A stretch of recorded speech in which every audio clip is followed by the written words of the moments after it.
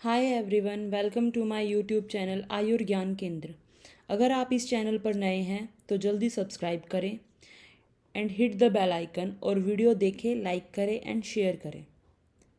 आज का हमारा टॉपिक है पार्किंसंस डिजीज़। इसमें हम पढ़ेंगे कि पार्किंसंस डिजीज़ होती क्यों है, इसके कारण क्या हैं, इसके साइन सिम्टम्स क्या हैं, क्या क्या हम इसमें इन्वेस्टिगेशन करवा सकते हैं और इसमें हम पेशेंट को ट्रीटमेंट क्या देंगे। सबसे पहले डिस्कस करते हैं कि पार्किंसन डिजीज़ है क्या। ठीक है, तो सबसे पहले हम इसका पढ़ेंगे इंट्रोडक्शन। इंट्रोडक्शन में क्या है कि ये एक मूवमेंट डिसऑर्डर है, कि जैसे पेशेंट है उसके मूवमेंट या तो इनवॉलेंट्री हो गए कि वो चाहता क्या है और हो क्या रहा है उसके साथ। तो it is a movement disorder of unknown aetiology, जिसका कोई कारण भी एग्जैक्ट पता नहीं है। बस इतना है कि ये जो न्यूरॉन्स होते हैं उनके डीजनरेशन की वजह से होता है। It is a movement disorder of unknown etiology due to degeneration of neuron in negrostriatal dopaminergic system। इसके अंदर क्या होता है, इस सिस्टम का काम क्या होता है कि जो हमारी मूवमेंट है, मेमोरी है या मोटिवेशन है, ये सारी चीज़ें इस सिस्टम के अंडर आती हैं। तो इसके अंदर क्या होता है कि इम्बैलेंस हो जाता है। There is imbalance between dopamine and acetylcholine neurotransmitter. जो डोपामिन होता है उसका काम क्या होता है, डोपामिन का काम होता है कि जो हमारी मूवमेंट होती है, हमारी जो मेमोरी होती है या प्लीजेबल रिवॉर्ड होते हैं, मोटिवेशन होती है, ये सारे काम होते हैं डोपामिन के। और एसिटाइल कोलिन क्या करता है, एसिटाइल कोलिन एक तरह का न्यूरोट्रांसमीटर है। It is a neurotransmitter that carries message from your brain to your body through nerve cell. तो एसिटाइल कोलिन का क्या काम हो गया, एसिटाइल कोलिन जो हमारा मैसेज होता है वो ब्रेन से ले जाके हमारी बॉडी को देता है नर्व सेल के थ्रू। तो पार्किंसन डिजीज़ होती क्यों है कि इम्बैलेंस हो जाता है डोपामिन का भी और एसिटाइल कोलिन, इन दोनों के बीच में इम्बैलेंस हो जाता है। या तो एसिटाइल कोलिन बढ़ गया कि जो मैसेज हैं वो फटाफट जा रहे हैं, ठीक है, या फिर डोपामिन का लेवल डिक्रीज़ हो गया कि जो मूवमेंट है, मेमोरीज हैं, वो कम होगी। और जो पार्किंसन डिजीज़ होती है, Parkinson disease occur worldwide, पूरे वर्ल्ड में फैली हुई है, affect 1% of adult over the age of 50 years. और ये ज़्यादातर हमारे जो ओल्डर एज ग्रुप होता है उसके अंदर दिखाई देती है।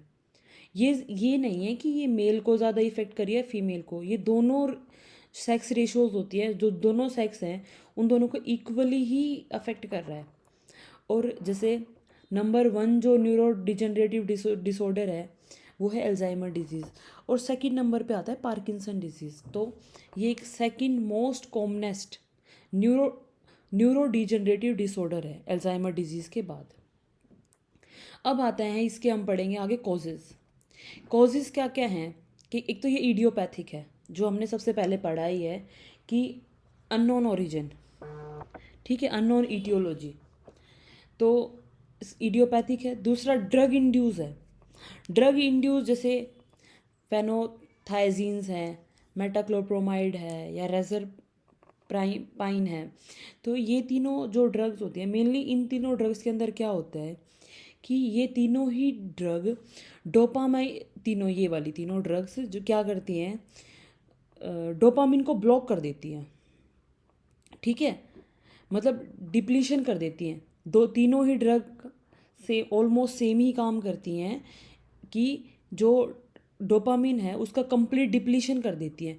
अगर डोपामिन का डिप्लीशन हो गया, ठीक है, तो जैसे हमने पीछे पढ़ा था डोपामिन का डिप्लीशन होने से कि डोपामिन डिक्रीज़ होने की वजह से पार्किंसन डिजीज़ हो जाएगा। तो यही बात है कि इन तीनों ड्रग्स को लेने की वजह से डोपामिन का डिप्लीशन हो गया तो पार्किंसन डिजीज़ होगी। दूसरा आर्थ्रोस्क्लेरोसिस, आर्थ्रोस्क्लेरोसिस के अंदर भी मतलब पार्किंसन डिजीज़ हो जाती है। फिर मल्टीपल सिस्टम एट्रोफी। अब आते हैं इसके क्लिनिकल फीचर। क्लिनिकल फीचर में क्या पढ़ते हैं हम, साइन और सिम्टम देखते हैं इसके। जो कार्डिनल साइन होता है, मतलब कार्डिनल सिम्टम्स या साइन लगा लो आप इसके, कि पेशेंट को ट्रिमर्स आते हैं, मतलब कि जो उसके हाथ हैं या पैर हैं वो उनकी मूवमेंट एक्स्ट्रा हो जाती है, ट्रिमर्स हो जाते हैं उनको, रिजिडिटी हो जाती है, या उनका मूवमेंट कम हो गया, जो उनका गेट है, मतलब कि गेट आपको पता ही होगा क्या होता है। जैसे पेशेंट आ रहा है, ठीक है, तो हम देखेंगे कि वो थोड़ा नीचे की तरफ झुक के चल रहा है, मतलब मंकी जैसा लगता है उसका, जो जैसे आप इस फोटो में देख सकते हो। ये पेशेंट का गेट देखो कैसा है, ठीक है। तो गेट एबनॉर्मेलिटी हो जाती है। अगर इनमें से हमें कोई भी दो फीचर पाएंगे, ट्रेमर, रिजिडिटी या स्लोनेस ऑफ मूवमेंट या गेट एबनॉर्मेलिटी, चार हो गए, चार में से अगर कोई भी दो फीचर भी पाते हैं तो ये डायग्नोस करने के लिए सफिशियंट है कि इस पेशेंट को पार्किंसन डिजीज़ है। पेशेंट कंप्लेन करता है कि जो उसकी लिम्स हैं उसको स्टिफ लग रही हैं, मतलब कि वो बोलेगा कि जैसे नॉर्मल पेशेंट आएगा तो पेशेंट बोलेगा कि जो मेरे लिम्स हैं वो उनमें अंदर स्टिफनेस हो रही है, पेन हो रहा है, ठीक है, या फिर उसको अपने काम करने में कोई डिफ़िकल्टी आ रही है। एक और मेन होता है, जो पार्किंसन डिजीज़ का पेशेंट होता है उसकी राइटिंग स्मॉल हो जाती है। जैसे कि आप पिक्चर में देख रहे हो, पिक्चर में जैसे आप देख रहे हो my name is John, John आप देख शुरू में पेशेंट बड़ा बड़ा लिख रहा है, पर लास्ट तक आते आते वो बिल्कुल छोटा छोटा लिख रहा है, ठीक है। तो ये माइक्रोग्राफिया होता है। And spidery with tendency to tail off at the end of the line. आप देख सकते हो कि जैसे माई नेम इज़ जॉन लिखा है, इस पिक्चर में देखिए आप, माई नेम इज़ जॉन लिखा है। अब जॉन तक आते आते ऐसे लग रहा है कि मतलब बिल्कुल उसने छोटा छोटा करता जा रहा है, वो जैसे टेल पीछे से जाते जाते लास्ट तक जाते जाते बिल्कुल छोटी हो जाती है, वैसे पेशेंट अपनी राइटिंग को कर देता है, ठीक है। पार्किंसन डिजीज़ में ये भी बहुत कॉमन मिलता है, ठीक है। अब आता है ट्रिमर, ठीक है। ट्रिमर्स पेशेंट को कैसे आते हैं? 95% केसेस में क्या होता है, मेनली रेस्ट, जब पेशेंट रेस्ट कर रहा है, ठीक है, उस टाइम पे पेशेंट को ट्रिमर्स आते हैं। मतलब कि जैसे आपने कभी देखा होगा, जैसे आप फोटो में देखो कि जैसे जैसे वाइब्रेशन दिखा रखी है, ये ट्रिमर का साइन लगा रखा है इसने। तो यूजुअली क्या होता है, कोई भी पेशेंट आराम से बैठा है तो क्या होगा, उसके एक्शन डिक्रीज हो रखे हैं, मतलब बिल्कुल शांत बैठा है, या कोई इमोशनल स्ट्रेस उसको हो रखा है, तो rhythmic tremor at wrist and finger, wrist पे और फिंगर्स पे मेनली क्या होता है, ट्रिमर्स दिखाई देते हैं। इनको हम बोलते हैं पिन रोलिंग ट्रिमर। जैसे आप देखो, ये थंब है पेशेंट का, ये फिंगर है जी, ये एरो जा रहा है मेरा, देखिए ये थंब है और ये फिंगर है। अब ये दोनों एक दूसरे को मतलब कि अगेंस्ट, एक दूसरे के अगेंस्ट रोलिंग कर रहे हैं, ठीक है। तो ये पिन रोलिंग है और रेस्टिंग ट्रिमर है, जब पेशेंट रेस्ट पे है, ठीक है, तो उस टाइम की पिक्चर है ये। इनवॉलेंट्री शेकिंगनेस है ये, कि पेशेंट मतलब चाह नहीं रहा फिर भी उसका हाथ शेक कर रहा है, ट्रिमर्स हो रहे हैं उसको, ठीक है। इसको बोलते हैं पिन रोलिंग ट्रिमर। ये हमें यूजुअली मोस्टली मतलब पेशेंट के अंदर मिलता ही है। अब ये ट्रिमर जो होते हैं, ये ज़रूरी नहीं है कि दोनों साइड ही होंगे पेशेंट को। ट्रिमर में be limited to one limb और to one side of the body, hemi Parkinson's बोलते हैं इसको। May involve all the limb, हो सकता है कि हाथ पैर, दोनों हाथ दोनों पैर भी इसके अंदर इन्वॉल्व हो। अब आती है रिजिडिटी, ठीक है। दूसरा जो मेन सिम्टम है वो है रिजिडिटी। रिजिडिटी का क्या मतलब होगा कि कोई पैसिव मूवमेंट इंक्रीज हो रही है पेशेंट की। द रिजिड मोस्टली ये कहाँ देखने को मिलती है, एक तो नेक और एक्सियल मसल्स जो हैं उनमें दिखेगी, ठीक है। जैसे आप पिक्चर में देख सकते हो, इस पेशेंट में हैंड में दिखा रखी है हमने स्टिफनेस, ठीक है। तो इसको बोलते हैं कॉगविल रिजिडिटी। पेशेंट का जो हाथ पकड़ के ऊपर नीचे की तरफ करते हैं तो स्टिफनेस दिखती है उसके अंदर हमें, ठीक है। स्टॉप्ड पोस्ट, जहाँ हमने छोड़ा पेशेंट वहीं स्टॉप कर देगा अपना movement. The rigidity is often marked on one side and present in the neck and axial muscle. इसको बोलते हैं कॉगविल रिजिडिटी, ठीक है। जो रोटेटरी मूवमेंट्स होती हैं पेशेंट की, जैसे रिस्ट की होगी, ठीक है, या एल्बो की, नेक की, तो वो जो मूवमेंट हो जाती हैं वो स्लो हो जाती हैं। अब आता है ए काइनेशिया। ए काइनेशिया का मतलब हो गया lack and slowness of the movement, कि जो पेशेंट की जो यूजुअल मूवमेंट है वो कम होगी या बिल्कुल बंद होगी। फिर आता है स्पीच डिस्टर्बेंस। जो पेशेंट की वॉइस होती है इसके अंदर वो सॉफ्ट हो जाती है, मोनटोनियस हो जाती है, स्लर्ड हो जाती है, मतलब जीभ फिसलने जैसा हो जाता है।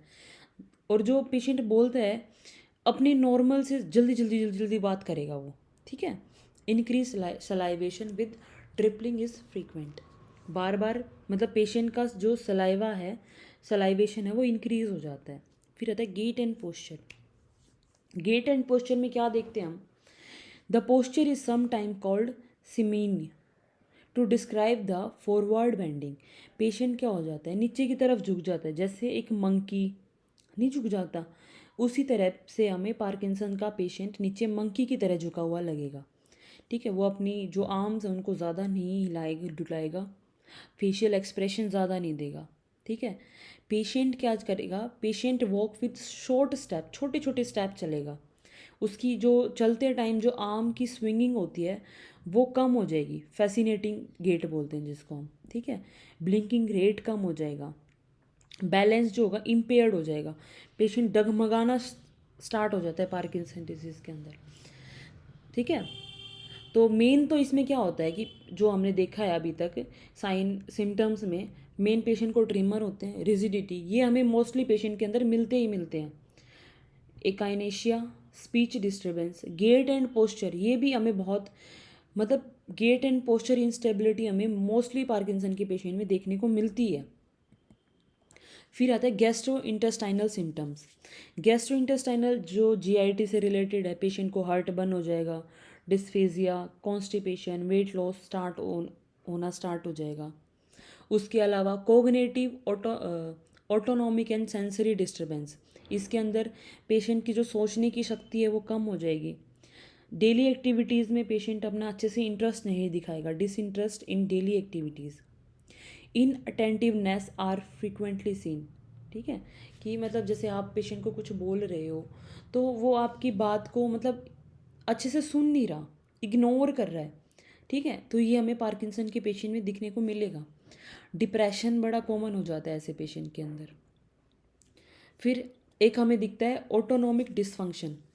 जो जितने भी पेशेंट होते हैं पार्किंसन के अंदर, मतलब उनमें देखने को मिलता है कि उसको पेशेंट को कॉन्स्टिपेशन रहने लग गया, फ्रीक्वेंसी ऑफ मिक्चुरेशन, नॉक्चूरिया, या फिर mild to moderate postural hypotension में कॉमन। पोस्चुरल हाइपोटेंशन बहुत कॉमन देखने को मिलती है पार्किंसन डिजीज़ के अंदर। ठीक है, तो ये सारे हो गए इसके साइन एंड सिम्टम्स। ठीक है, अब आता है आगे अगला टॉपिक अपना इसी के अंदर, इन्वेस्टिगेशन। ठीक है, पोस्चुरल हाइपोटेंशन तो आपको पता ही होगा क्या होता है। पोस्चुरल हाइपोटेंशन होता है कि जैसे कोई पेशेंट एकदम से लेटा हुआ था, ठीक है, एकदम से वो उठ के खड़ा हुआ है, ठीक है, तो एकदम से उसका बीपी जो है एकदम डाउन चला गया, ऑर्थोस्टैटिक हाइपोटेंशन भी बोलते हैं इसको। ठीक है, लो ब्लड प्रेशर। अब आता है इन्वेस्टिगेशन। इन्वेस्टिगेशन में हम सीरोलॉजी टेस्ट करवाएंगे, हर पेशेंट का करवाते हैं मोस्टली सिफेलिस का। उसके अलावा सीटी स्कैन करवाते हैं पेशेंट का। सीटी स्कैन में क्या क्या हम देखते हैं, इंडिकेशन क्या होती है, किस किस का हम सीटी स्कैन करवाएंगे। एक तो पेशेंट अंडर 50 ईयर्स एज होनी चाहिए। ठीक है, जो साइंस होंगे उसका वो यूनिलेटरल तो मिलने ही चाहिए, एटिपिकल साइन जैसे पिरामिडल वगैरह।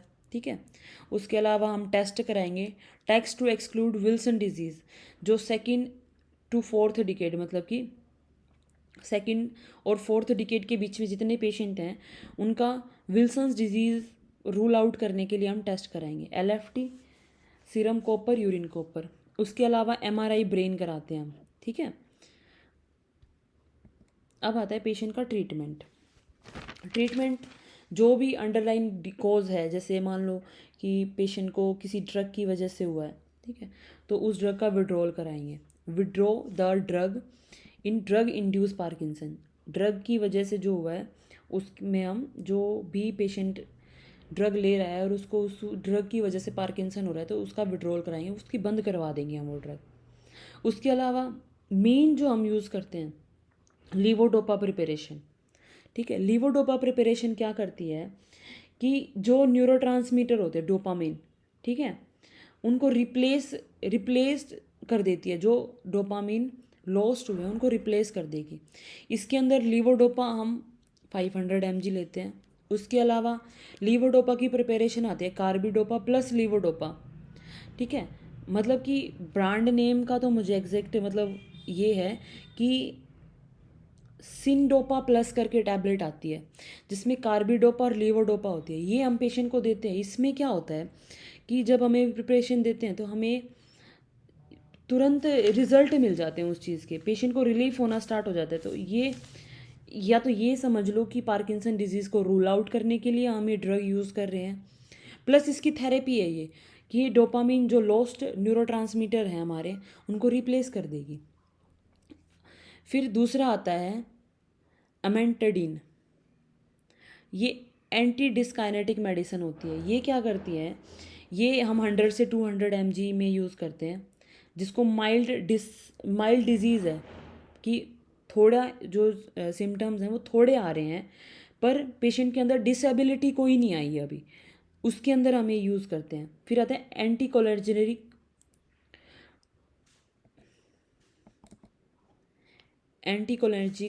ठीक है, ये ड्रग्स हम क्यों यूज़ करते हैं, ये क्या करती है, ट्रिमर और रिजिडिटी दोनों को कम कर देती है।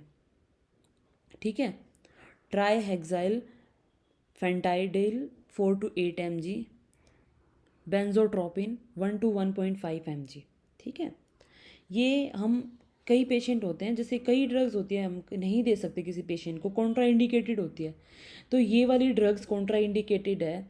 एक तो प्रोस्टेट एनलार्जमेंट में, या नैरो एंगल ग्लूकोमा के जो पेशेंट हैं, ठीक है, उनके अंदर ये जो ड्रग है ये कॉन्ट्रा इंडिकेटेड होती है।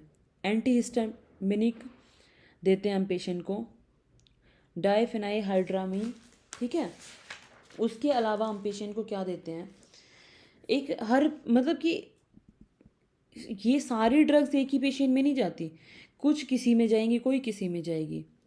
MOA इनिबिटर और कॉम्ड इनिबिटर, ये दोनों जो ड्रग्स होती हैं, मतलब ये प्रिपरेशन के साथ जाती हैं कि लीवोडोपा के साथ हम दे रहे हैं। ये इन दोनों का काम क्या होता है, दोनों ये एक तरह के एंजाइम्स होते हैं जो कि क्या करेंगे, इन्वॉल्व डोपामिन के ब्रेकडाउन में और मेटाबॉलिज्म में इन्वॉल्व होते हैं ये दोनों। ठीक है, इसीलिए जब भी हम एल डोपा थेरेपी देते हैं किसी भी पेशेंट को इस क्लास की ड्रग्स के साथ देंगे। ठीक है, सर्जरी हम 2 कर सकते हैं इसमें, डीप ब्रेन स्टिमुलेशन और सब्सटेंशिया निग्रा एब्लेशन। ठीक है, उसके अलावा फिजियोथेरेपी और स्पीच थेरेपी देंगे पेशेंट को। अब है कि ड्रग थेरेपी का प्रिंसिपल क्या है।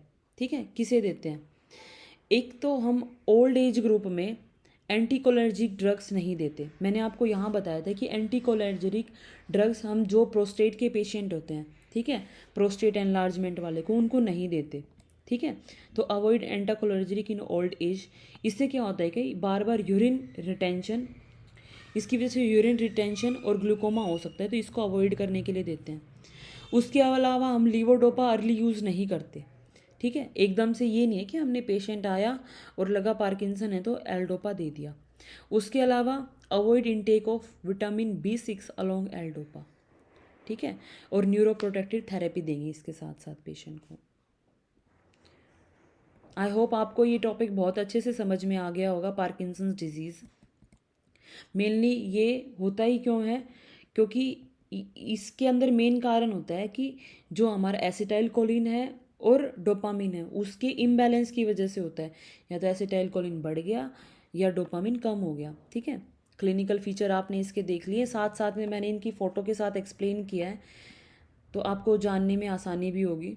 ठीक है, ये इसका ट्रीटमेंट यूजुअली हम लीवोडोपा प्रिपरेशन ही इसके अंदर यूज़ करते हैं।